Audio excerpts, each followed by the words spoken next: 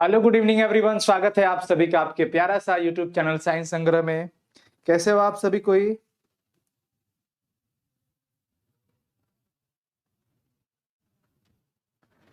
एक बार बच्चे कंफर्म कर दें, ऑडियो क्लियर है ना?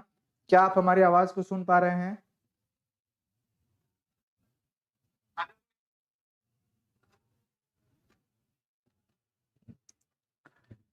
Good evening.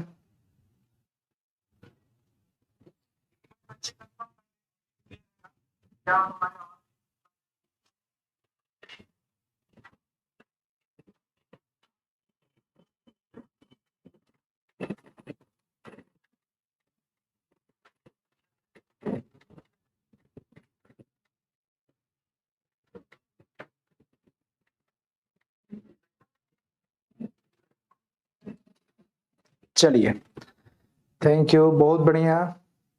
स्टार्ट करते हैं बच्चों। तो आज क्वेश्चन बैंक का जो है हम लोग करेंगे सब्जेक्टिव क्वेश्चन आंसर 2020 जो एग्जाम हुआ था उसका जो भी 2 मार्क्स वाला सब्जेक्टिव क्वेश्चन है, शॉर्ट क्वेश्चन आंसर, पहले उसको हम लोग करेंगे, फिर लॉन्ग पे चलेंगे, फिर ऑब्जेक्टिव भी होगा। ठीक है, तो आइए स्टार्ट करते हैं। आप सभी को एक बार वीडियो को शेयर कर देंगे।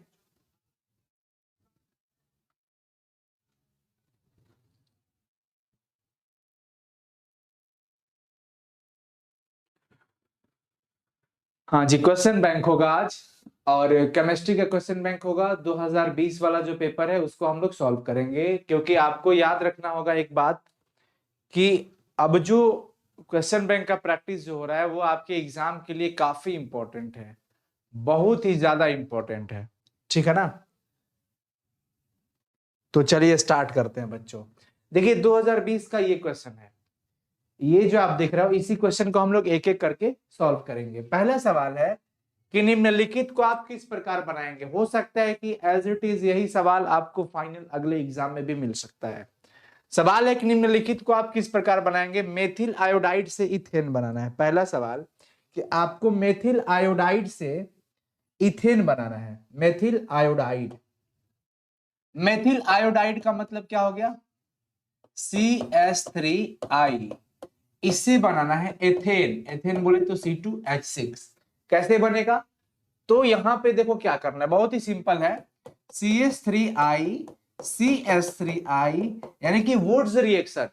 वुड्स अभिक्रिया आपको याद है, सोडियम की उपस्थिति में सोडियम के साथ ट्राई ईथर की उपस्थिति में रिएक्शन होता था। एल्काइल हैलाइड है ही, और ये एल्काइल मिथाइल आयोडाइड है। एल्काइल क्लोराइड अर्थात हैलो एल्केन है। तो हैलो एल्केन को डबल करो, 2Na डालो, और यहां पर लिखते हैं शुष्क ईथर यानी कि ड्राई ईथर। बस रिएक्शन हो जाता है। ड्राई ईथर यहां पे डालते हैं, दोनों Na दोनों I को भगा के लेके निकल गया, बच गया C2 और H6। C2H6 कंप्लीट हो गया। ये समझ गए प्यारे बच्चों? C2H6। तो 2020 का सबसे शानदार सवाल ये एक गिना जाता है, और कई बार ये ऑब्जेक्टिव में भी पूछ देता है कि इसको यहां से कैसे बदलोगे आप। तो ऑब्जेक्टिव में किस तरीके से पूछेगा, वुड्स अभिक्रिया में किस धातु के साथ अभिक्रिया, किसकी उपस्थिति में अभिक्रिया, उत्प्रेरक का नाम, ये सब पूछ देता है। तो ये याद रखिएगा। और एल्काइल हैलाइड से कभी भी एल्केन बनाना हो तो आप इस अभिक्रिया का इस्तेमाल आसानी से कर सकते हो। ठीक है ना? तो ये कन्वर्जन है। क्या है? कन्वर्जन। तो ये यहां पे कह रहा है कि आप कैसे कन्वर्ट करोगे, मेथिल आयोडाइड को इथेन में कन्वर्ट करना है। इंग्लिश मीडियम वाले बच्चे भी समझ सकते हैं कि ये जो है मिथाइल आयोडाइड, मिथाइल आयोडाइड को कन्वर्ट करना है इथेन में। तो आप आसानी से ये काम कर सकते हो। ठीक है। दूसरा है कि एसिटिलीन से आयोडो फॉर्म कैसे बनता है। एसिटिलीन से आयोडो फॉर्म कैसे बनेगा? तो एसिटिलीन आप समझते ही हैं।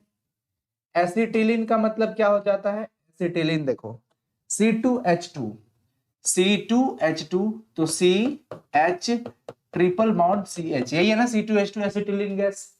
इसकी अभिक्रिया आप H2O से करा दो, सीधा सीधा एकदम, और डाल दो यहाँ पे 20% H2SO4।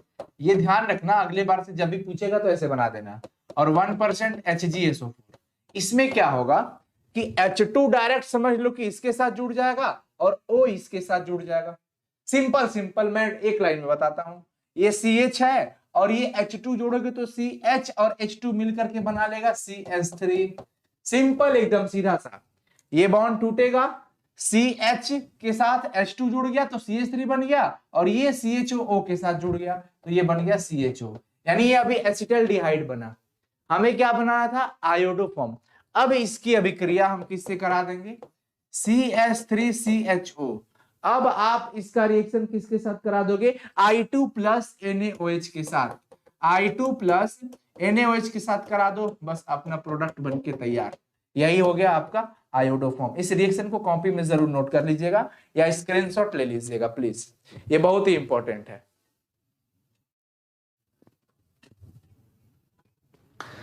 ठीक है ना, जो क्वेश्चन इंग्लिश में बोलने लायक रहेगा मैं जरूर बोलूंगा।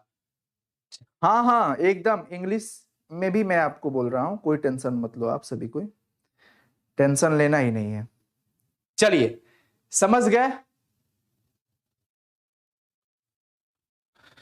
समझ गए। चलिए अगला चलते हैं। अगला सवाल है कि क्या होता है, what happens when PCl5 is heated.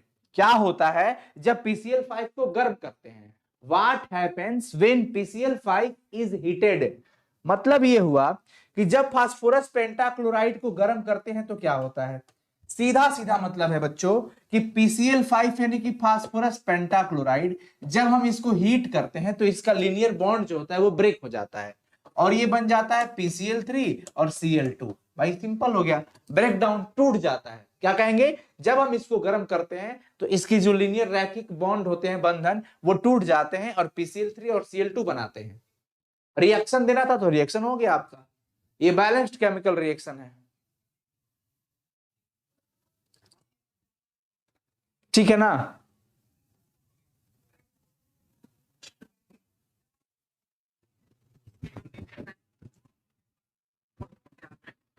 अभी तृप्ति सिंह कौन है जी, तृप्ति सिंह का क्या कहना है, ए मेरी जान ये बिजली कहां गिरेगी। वाह, चलिए बहुत बढ़िया, लगे रहिए आप। आगे देखो बच्चों, अगला सवाल है कि एल्कोहल के जलीय विलयन विद्युत का कुचालक क्यों होता है। Aqueous solution of alcohol electric का इंसुलेटर क्यों होता है, यानी कि नॉन कंडक्टर क्यों होता है। अल्कोहल का एक्वस सॉल्यूशन इलेक्ट्रिसिटी कंडक्ट नहीं करता है, इसका रीजन हमें देना है। अब देखो सिंपल एक चीज मैं आपको बता देता हूं कि कोई भी धातु विद्युत का सुचालक कब होता है, कोई भी धातु का क्षण विद्युत का सुचालक कब होता है, इलेक्ट्रिक का कंडक्टर कब होता है, जब उसके पास फ्री इलेक्ट्रॉन रहता है तब। अगर फ्री इलेक्ट्रॉन नहीं रहता है तो वो विद्युत का सुचालक नहीं होगा, यानी कि इलेक्ट्रिसिटी कंडक्ट नहीं करेगा। लेकिन कोई भी एक्वस सॉल्यूशन की बात आ जाए, यानी कि कोई भी जलीय विलयन हो या कोई भी लिक्विड स्टेट वाला पदार्थ हो, ठीक है, यानी कि द्रवित अवस्था में, तो वो कब विद्युत का सुचालक होगा, जब उसके पास आयन रहेगा। क्या रहेगा बच्चों, आयन। तो जब तक आयन नहीं रहेगा, चाहे वो जलीय विलयन हो और चाहे लिक्विड स्टेट हो, दोनों में अंतर है। अगर आप किसी चीज को पिघला देते हो तो वो लिक्विड हो जाएगा, द्रवित हो जाएगा, लेकिन अगर आप उसको पानी में मिला देते हैं तो वो जलीय विलयन यानी कि एक्वस सॉल्यूशन कहलाएगा। लेकिन यहां पे बच्चों बात हो रही है कि अल्कोहल का जलीय विलयन, इसका मतलब कि पानी के अंदर अल्कोहल डाला हुआ है लेकिन वो इलेक्ट्रिसिटी कंडक्ट क्यों नहीं कर रहा है, इसका रीजन हमें देना है। तो जैसा कि हम लोग को पता है कि जब तक आयन नहीं रहेगा जलीय विलयन में, या एक्वस सॉल्यूशन इंग्लिश में कह सकते हो, जब तक आयन नहीं रहेगा तब तक वो इलेक्ट्रिसिटी कंडक्ट नहीं करेगा। ठीक है ना, तो उसी प्रकार से हम कहेंगे कि भाई एक्वस सॉल्यूशन ऑफ अल्कोहल, जो बात आ रही है कि अल्कोहल के जलीय विलयन में कोई आयन नहीं रहता है। हम जानते हैं कि अल्कोहल के जलीय विलयन में कोई भी आयन उपस्थित नहीं रहता है, आयन की अनुपस्थिति के कारण यह विद्युत का सुचालक नहीं होता है। हो गया, इसके अंदर कोई आयन नहीं पाया जाता है। अल्कोहल के जलीय विलयन, अल्कोहल के जलीय विलयन में कोई आयन नहीं पाया जाता है, कोई आयन नहीं पाया जाता है, इसीलिए वह विद्युत का सुचालक नहीं कुचालक होता है। चलिए, बिजली गिरेगी, गिराओ बिजली। चलो बच्चों समझ में आया कि नहीं, एक बार बताएं सभी को, एक बार बताइए फटाफट से चैट सेक्शन में सभी बच्चे बता दो समझ में आया कि नहीं आया।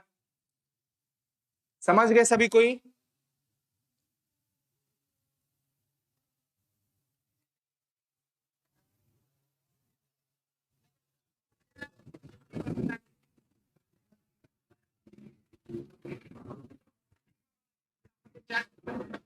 अंकित पांडे क्या कह रहे हैं, क्या हो गया? यस, समझ गए। चलिए बहुत बढ़िया, आगे चलते हैं। अगला सवाल है, अल्कोहल एवं फिनॉल में अंतर स्पष्ट करें। अंकित क्या समस्या हो गई बताएं।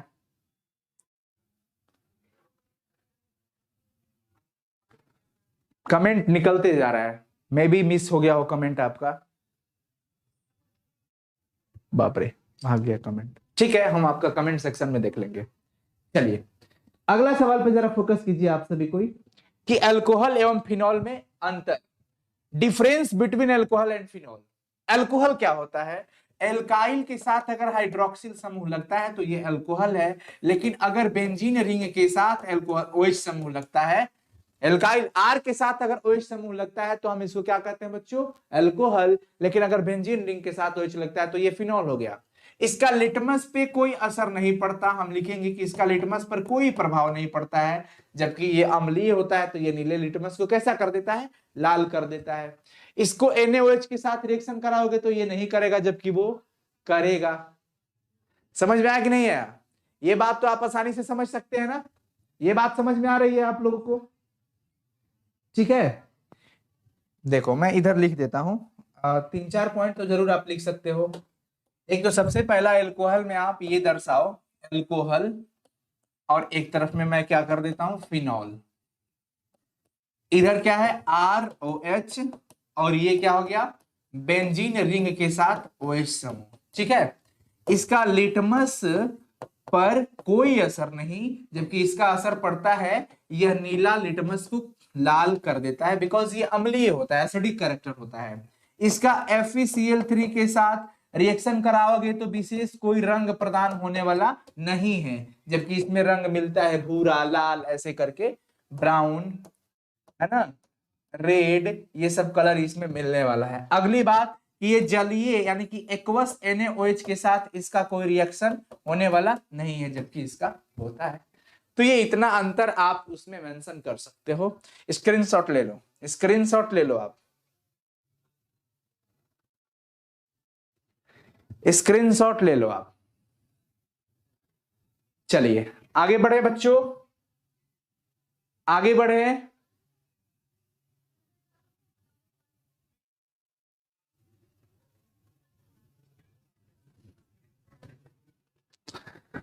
अगला है कि क्या होता है जब एन ब्यूटिल क्लोराइड को अल्कोहलिक KOH के साथ अभिक्रिया कराते हैं। What happens when N-butyl chloride react with alcoholic KOH? English medium वाले बच्चे, अगर आपको इंग्लिश समझना है तो मैं बोल रहा हूं, आप समझ सकते हैं। अगर जिद है कि सर इंग्लिश में अभी ये लिखवा, इसको कन्वर्ट कर दीजिए, तो बस आपको मतलब समझने से होना चाहिए था। देखिए, एन ब्यूटिल क्लोराइड को अल्कोहलिक KOH के साथ अभिक्रिया कैसे कराया जाएगा?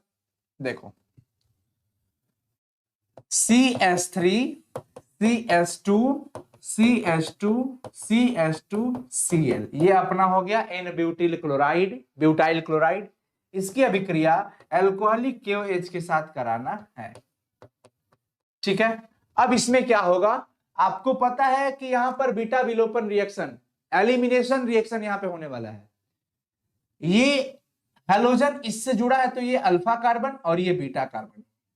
बीटा विलोपन क्या होता था कि बीटा से एक हाइड्रोजन, बीटा कार्बन से एक हाइड्रोजन इसके साथ निकलता था। देखिए, यानी यहां से एक हाइड्रोजन निकलेगा, H यहां पे जो है H, OH, और ये KCl बना लेगा।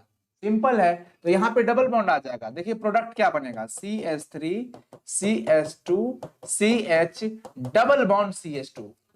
यहां से एक हटेगा ना तो यहां पे डबल बॉन्ड हो जाएगा, और ये CH2 के साथ Cl निकल गया, और इस H और OH बन गया H2O, और ये KCl, प्रोडक्ट बन के तैयार है। देखिए ये 1 ब्यूटीन बन गया हमारा प्रोडक्ट। बहुत ही आसान है बच्चों।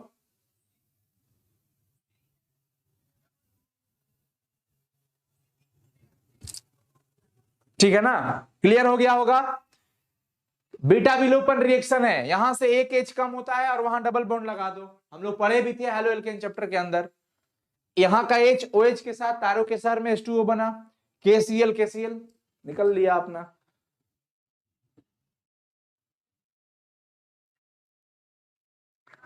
अगला सवाल देखिए, 5 सवाल हो गया। छठा number, die ethyl ether sodium से अभिक्रिया नहीं करता है, क्यों? क्योंकि इसमें कोई आयन नहीं होता है, इसमें कोई भी आयन नहीं रहता है, समझ गए ना, इसमें कोई आयन नहीं रहता, इस बात का बिल्कुल ध्यान रखिएगा सभी कोई। किसमें? डाई एथिल ईथर में कोई आयनिक क्रियाशील मूलक नहीं होता है और नहीं कोई अम्लीय प्रोटॉन होता है, इसी वजह से इसमें बिल्कुल यही बात लिखना है। फैराडे का वैद्युत अपघटन का प्रथम नियम, फैराडे का फर्स्ट लॉ इलेक्ट्रोलाइसिस से रिलेटेड क्या था? M बराबर ZCT, M बराबर ZCT, ये बात आपको बिल्कुल याद होगा, M बराबर ZCT। इसका लैंग्वेज बताया गया है, इसका लैंग्वेज आपको बताया भी गया है, ठीक है ना।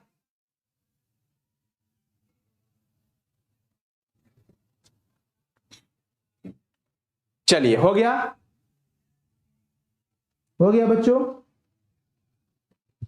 अब कह रहे हैं कि इसका IUPAC नाम लिखिए, कोऑर्डिनेशन कंपाउंड चैप्टर के अंदर पढ़ना होता है। पोटेशियम ट्राई ऑक्सीलेटो क्रोमेट, मैं यहां पे लिख देता हूं, पोटेशियम ट्राई, 3 लगा है तो ट्राई, और ये ऑक्सोलेटो है, ऑक्सोलेटो क्रोमेट।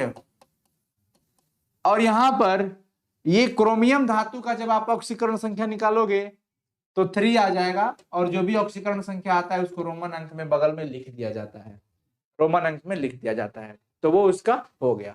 हम लोग पढ़ेंगे, टेंशन मत लो आप लोग, बस सब ऐसे है तो है। क्वथनांक का उन्नयन, elevation of boiling point, elevation of boiling point, elevation of boiling point की बात कर रहा है यहाँ पे, ठीक है ना। क्वथनांक का उन्नयन, तो ये ऑलरेडी आपको पता है क्वथनांक का उन्नयन क्या होता है, मैं एक बार फिर से जिक्र कर देता हूं ताकि सबको क्लियर हो जाएगा। देखिए क्वथनांक का उन्नयन, अगर मान लीजिए अपने पास एक कंटेनर है जिसमें केवल पानी है, शुद्ध विलायक है, और एक दूसरा कंटेनर है, अगर मैं इसी कंटेनर को दूसरे कंटेनर के रूप में समझू, कैसे भाई? अगर पानी है मैं इसको गर्म किया, या दूध है मैं इसको गर्म कर दिया, कुछ टेम्परेचर पर ये उबल गया, मान लीजिए कि ये 101 डिग्री सेल्सियस पे इसका बॉइलिंग पॉइंट है, ठीक है ना, क्वथनांक। अब मैं इसमें कुछ डाल दिया, डालने के बाद वो और देर से पिघलेगा, और देर से उबलेगा, तो अब टाइम ज्यादा लगेगा। यहाँ पे भाई कुछ नहीं था इसमें मिलावट, तो 101 पे अब मान लीजिए कि 104 डिग्री सेल्सियस लगा, तो बॉइलिंग पॉइंट क्या हो गया? बढ़ गया ना, 101 से क्या हो गया? बढ़ गया। कब? जब इसमें कुछ मिला दिए तब। अभी तो यहाँ पे क्या था? प्योर सॉल्वेंट था ये, अर्थात शुद्ध विलायक था, प्योर सॉल्वेंट था। लेकिन जैसे ही हमने इसके अंदर, विलायक के अंदर कोई विलय डाल दिया, कोई सॉल्यूट डाल दिया, डालने के बाद ये बच्चों क्या हो गया? विलयन। यानी कि जैसे ही इसको प्योर सॉल्वेंट से सॉल्यूशन बनाया गया, यानी कि शुद्ध विलायक से विलयन बनाया गया, तो शुद्ध विलायक से विलयन बनाने के क्रम में हमने देखा कि इसका जो बॉइलिंग पॉइंट है, जो क्वथनांक है, वो इंक्रीज कर गया, यानी कि बढ़ गया। तो वो जितना बढ़ा है वही कहलाता है क्वथनांक का उन्नयन। उन्नयन शब्द का अर्थ होता है वृद्धि, एलिवेशन ऑफ बॉइलिंग पॉइंट। और वो कितना बड़ा है भाई? 101 था, 104 हो गया। कितना बड़ा है सभी बच्चे चैट सेक्शन में बताओ? 3 डिग्री सेल्सियस। कितना बड़ा है? 3 डिग्री। कैसे आया? इसमें से इसको माइनस किया, बड़ा वाला में से छोटा वाला, यानी कि 104 में से 101 माइनस किया, अर्थात विलयन के क्वथनांक में से शुद्ध विलायक के क्वथनांक को माइनस करते हैं, तब जो क्वथनांक का मान आता है वही हमारा क्वथनांक का उन्नयन होता है। रोशन सिंह, अच्छा जी, बहुत बहुत शुक्रिया आपको।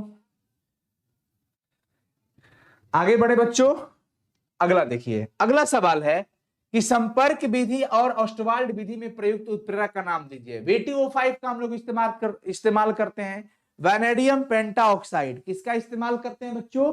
Vanadium pentoxide. इस बात का बिल्कुल ध्यान रखिएगा। किसमें? संपर्क विधि से क्या बनाया जाता है? संपर्क विधि से बनाया जाता है आपका सल्फ्यूरिक एसिड। संपर्क विधि से बच्चों ध्यान रखिएगा, सल्फ्यूरिक एसिड बनाया जाता है। जबकि ओस्टवाल्ड विधि से नाइट्रिक अम्ल बनाया जाता है। हैबर विधि से अमोनिया बनाया जाता है। हैबर विधि से क्या बनाया जाता है? अमोनिया। और ओस्टवाल्ड विधि से क्या बनाया जाता है?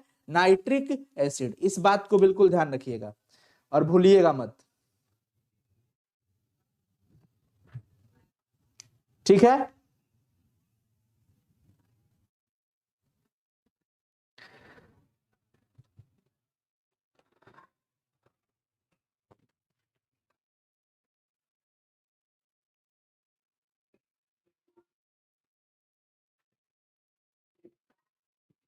क्लियर हो गया ना?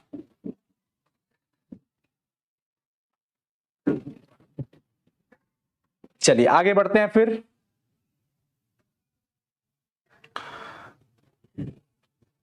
देख लीजिए सभी कोई फटाफट से। अगला सवाल देखो।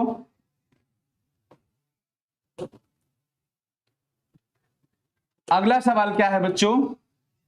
बराबर आणविक भार वाले हाइड्रोकार्बन की अपेक्षा अल्कोहल जल में अधिक विलय होता है, क्यों?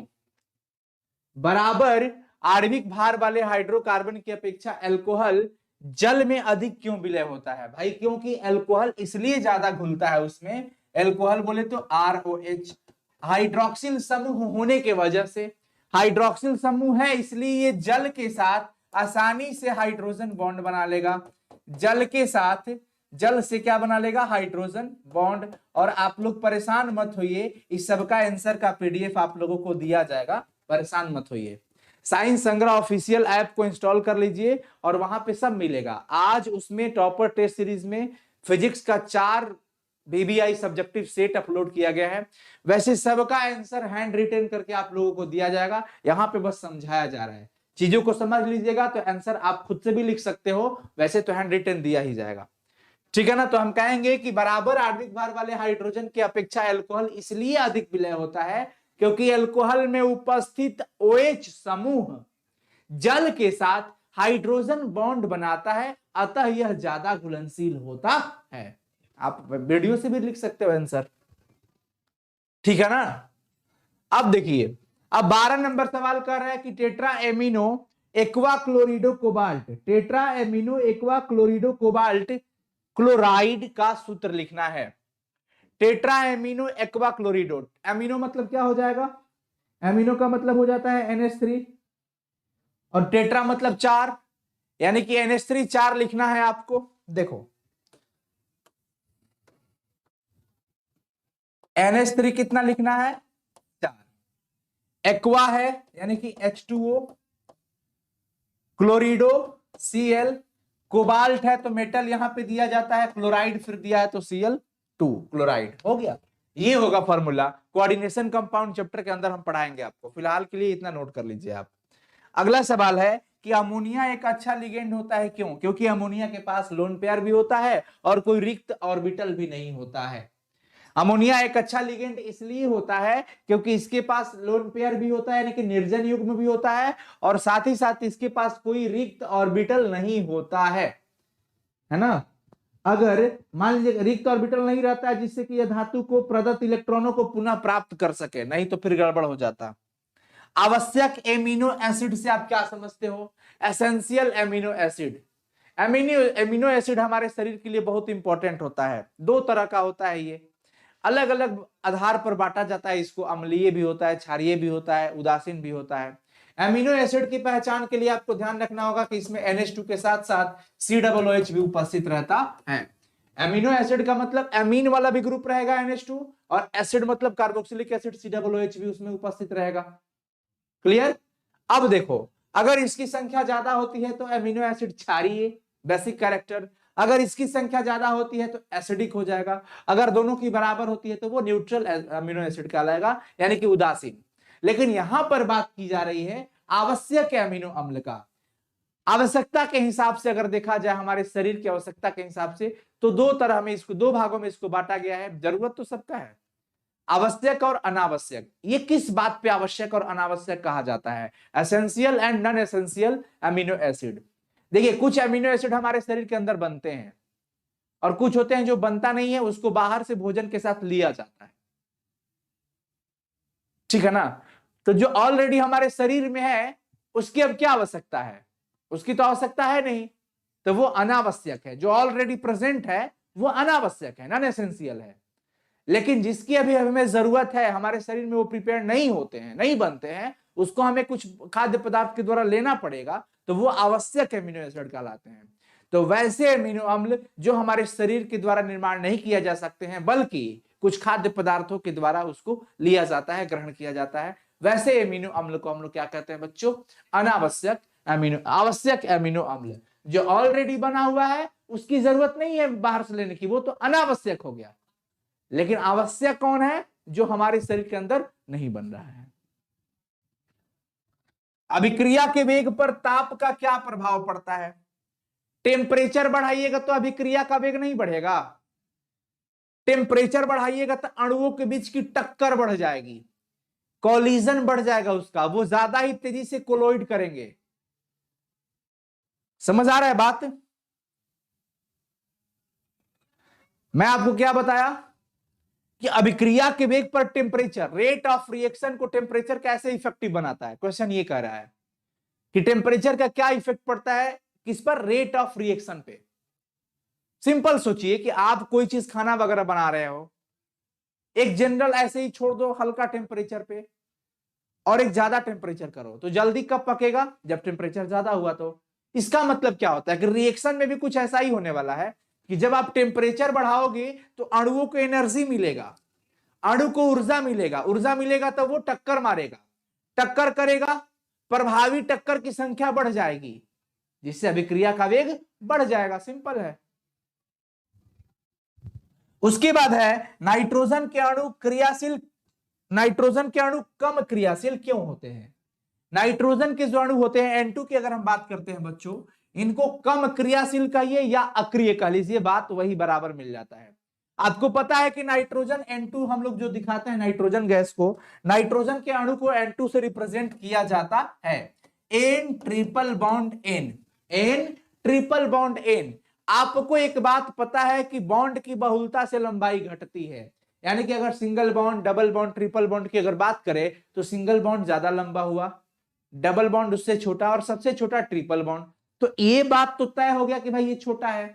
अब आपको एक मैं बड़ा लकड़ी दे दूं और एक छोटा लकड़ी दे दूं, तो किसमें ज्यादा ताकत लगेगा तोड़ने के लिए, छोटा वाला में। बड़ा लकड़ी आसानी से टूट जाएगा, ऐसे मारोगे टूट जाएगा, लेकिन छोटा वाला बड़ा कठिन हो जाएगा तोड़ना, यानी कि बॉन्ड का छोटा होना, तोड़ना कठिन। बॉन्ड जितना स्मॉल होगा उसके लिए तोड़ने वाली जो एनर्जी होती है, बॉन्ड डिसोसिएशन एनर्जी, बीडीई के नाम से जानते हैं, बंधन वियोजन ऊर्जा या बंधन विघटन ऊर्जा। तो बॉन्ड डिसोसिएशन एनर्जी कब बढ़ती है, जब बॉन्ड छोटा होगा तब।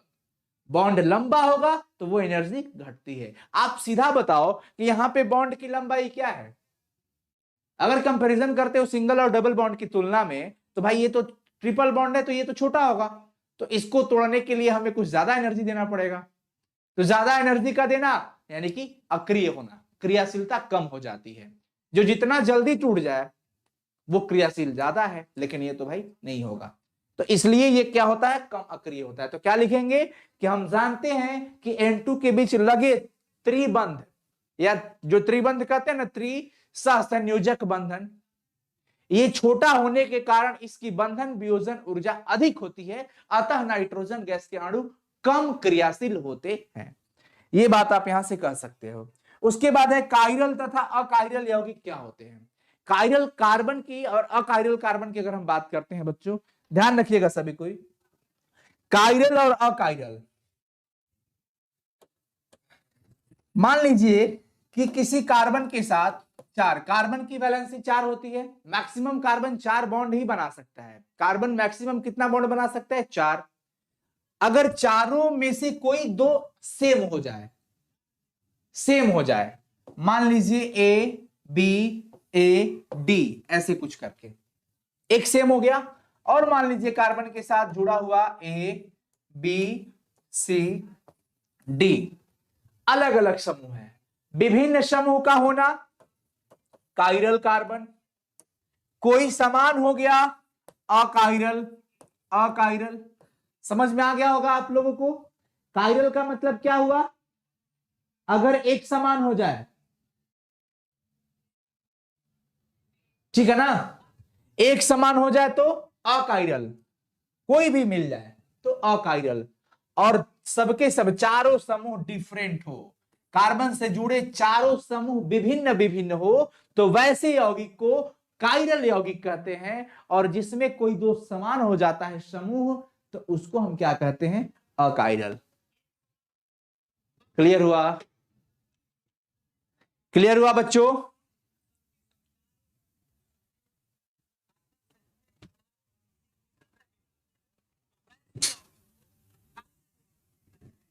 कायरल अकायरल समझ गए आप लोग? एक बार कंफर्म करें सभी कोई, कायरल अकायरल आप लोग समझ गए? हाँ, एक समान मतलब अकायरल होता है। कई बच्चे सोच रहते हैं कि कायरल माने समान और अ लगा दिया तो उल्टा, नहीं, यहां पर थोड़ा सा ध्यान रखना होता है। वही बात आ गई, सिमेट्रिक एसिमेट्रिक, ठीक है ना। तो यहां कायरल मतलब समझना है कि विभिन्न, समान नहीं होगा, उल्टा। वही बात आ गई जैसे सॉलिड स्टेट के अंदर हम लोग पढ़ते थे क्रिस्टल में, क्रिस्टल असमदैशिक और अक्रिस्टल समदैशिक, उल्टा हो जा रहा था। कई बच्चे कंफ्यूज हो जाते हैं, क्रिस्टल तो समदैशिक होना चाहिए, जबकि नहीं होता ऐसा। क्रिस्टल तो एनिसोट्रॉपिक होता है, यानी कि असमदैशिक होता है, और एमॉर्फस सॉलिड जो होता है, अक्रिस्टल जिसको कहते हैं, वो होता है आइसोट्रॉपिक, यानी कि समदैशिक। तो सिमिलरली यहां पर भी वो उल्टा कंसेप्ट है। आप ये मत सोचना कि कायरल मतलब एक समान, अकायरल मतलब अलग अलग असमान, ऐसा नहीं सोचने का। अकायरल मतलब कोई दो समान हो जाए, कायरल मतलब कोई इसमें समान होने वाला है नहीं। तो अब आप देख सकते हैं कि हम लोग 18 क्वेश्चन आपसे पूछा गया था, और वो 18 क्वेश्चन आपने कंप्लीट कर लिया। चलिए, क्लियर हो गया बच्चों? सबका पीडीएफ मिलेगा, ये प्रॉमिस है आपसे।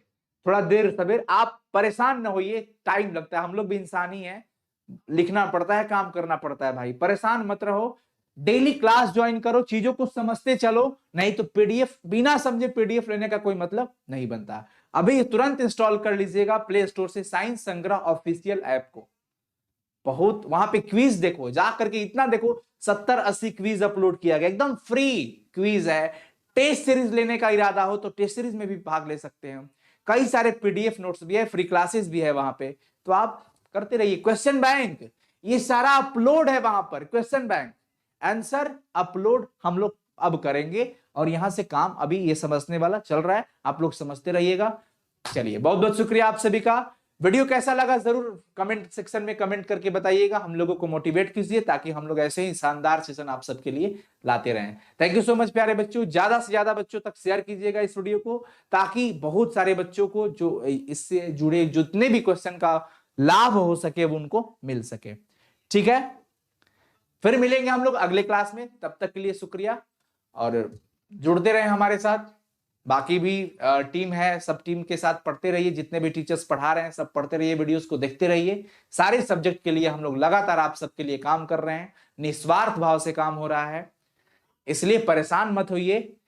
हम लोग भी इंसान है, थोड़ा मेहनत लगेगा, समय भी थोड़ा वक्त लग सकता है, मुझे पता है कि आपके पास समय नहीं है, उसको ध्यान में रखते हुए आपको जल्द से जल्द पीडीएफ प्रोवाइड कर दिया जाएगा, लेकिन कहां पे? साइंस संग्रह ऑफिशियल ऐप पर। ठीक है, तो साइंस संग्रह ऑफिशियल ऐप को तुरंत से तुरंत प्ले स्टोर से इंस्टॉल कर लीजिएगा, वहां पे मिल जाएगा। फिर मिलते हैं बच्चों अगले क्लास में, थैंक यू। बायो का भी आ जाएगा, लॉन्ग क्वेश्चन भी इसका हम अलग कराएंगे, शॉर्ट क्वेश्चन का अलग वीडियो चलता रहेगा, ताकि आप जितना एक बार चाहो शॉर्ट क्वेश्चन करना, बस फटाफट से थोड़ा स्पीड बढ़ा करके देख लोगे, हो जाएगा। ठीक है ना।